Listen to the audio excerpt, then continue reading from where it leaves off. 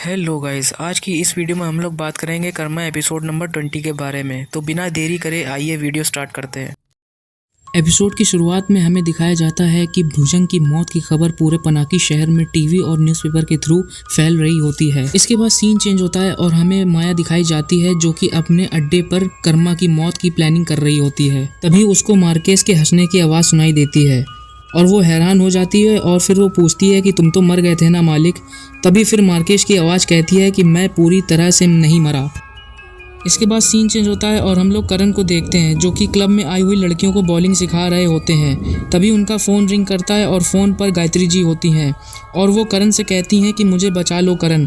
उनसे उसकी लोकेशन पूछते हैं। इसके बाद करण उसी लोकेशन पर निकल जाते हैं। वहाँ काफ़ी देर ढूंढने के बाद आखिरकार उनको गायत्री देवी ज़मीन पर पड़ी मिल जाती हैं। इसके बाद असली वाली गायत्री जी दिखाई जाती हैं जिनको अपने कार्डो की मदद से ये जान जाती हैं कि कर्मा को उनसे खतरा है।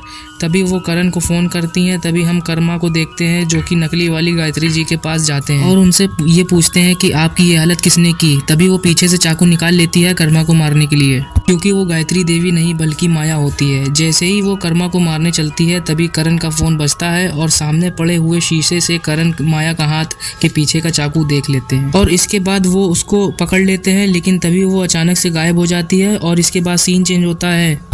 गायब होकर वो अपने अड्डे चली जाती है। अपने अड्डे पर आने के बाद उसको मार्केश की आवाज़ सुनाई देती है। मार्केश की आवाज़ उससे कहती है कि करण को मारने के लिए तुम मगज़ की सहायता ले सकती हो।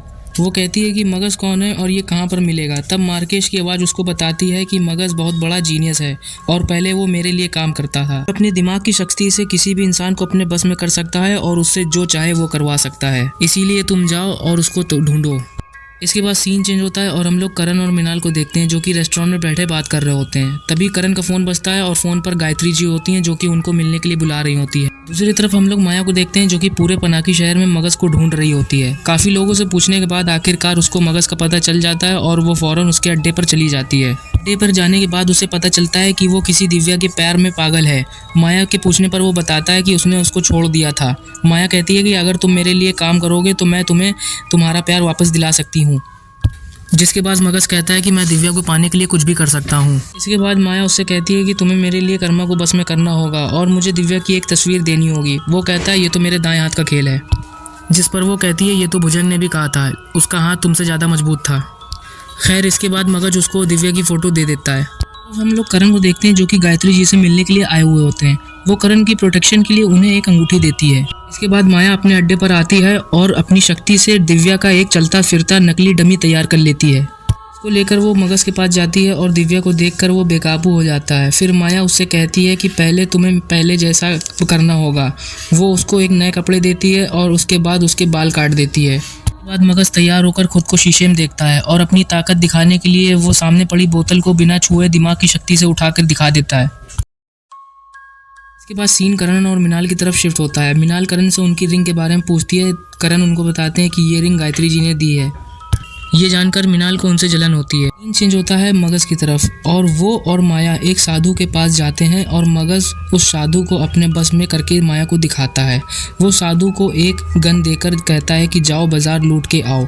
वो साधु ऐसा ही करता है। वो बाज़ार जाकर लोगों को लूट लेता है और इसके बाद वो सारा पैसा मगज़ को लाकर दे देता है, जिसके बाद मगज़ उसे आज़ाद कर देता है।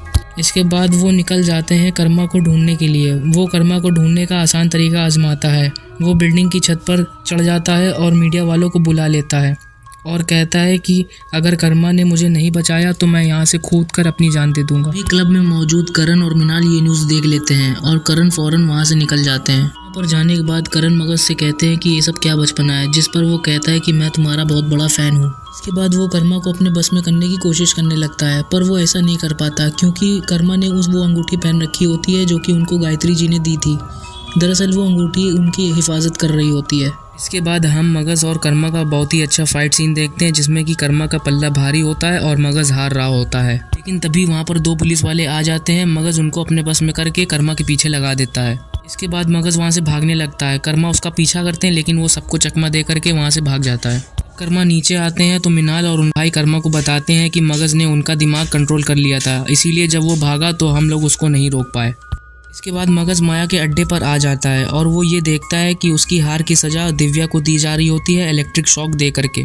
मगज माया से माफ़ी मांगता है और कहता है कि जब तक कर्मा वो अंगूठी पहने है मैं उसका कुछ भी नहीं बिगाड़ सकता, जिस पर माया कहती है कि इसमें मैं तुम्हारी मदद करूँगी। इसके बाद माया करण से मिलती है मिनाल का रूप लेकर के, और जब असली वाली मिनाल आ रही होती है तो उसको मगज अपने बस में कर लेता है और उससे कहता है कि घर चली जाओ। इधर करण माया को मिनाल समझकर बात कर रहे होते हैं, तभी मिनाल कहती है कि ये अंगूठी मुझे दे दो करण। तभी करण कहते हैं कि ये किसी का गिफ्ट है, मैं ये आपको नहीं दे सकता। तो फिर वो कहती है कि अच्छा तुम मुझे ये अंगूठी दो मत, लेकिन एटलीस्ट तुम मुझे ये अंगूठी दिखा तो सकते हो। करण कहते हैं हाँ बिल्कुल, और वो करण उसको अंगूठी दे देते हैं। और जैसे ही वो अंगूठी लेती है वो अपने असली रूप में आ जाती है और वो वहाँ से भागने लगती है। उसका पीछा करते हैं और पीछा करते वक्त वो किसी बिल्डिंग के अंदर आ जाते हैं।